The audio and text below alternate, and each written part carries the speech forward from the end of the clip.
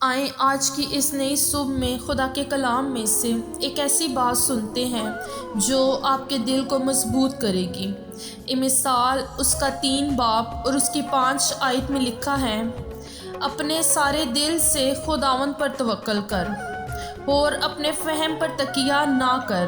آمین۔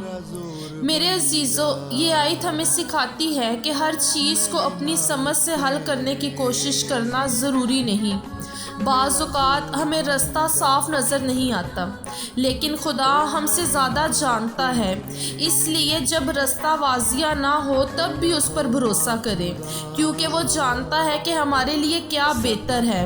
اپنے سارے دل سے اس پر بھروسہ کریں اور اپنے فیصلے اس کے سپرد کریں۔ اے ہمارے زندہ آسمانی باپ، آج ہم تیری پاک حضوری میں جھکتے ہیں، اور اے خدا آج ہم منت کرتے ہیں کہ ہم اپنے اے دل پر اپنی سمجھ پر تکیہ کرنے والے نہ بنیں، بلکہ خدا مکمل طور پر تیرے کلام کے مطابق تجھ پر بھروسہ کرنے والے بنیں۔ اور جب ہمیں رستہ نظر نہ آئے تب بھی ہم تیری رہنمائی اور تیری رہبری کو اپنی زندگی کے اندر لیں، یسوع مسیح ناصری کے نام سے آمین۔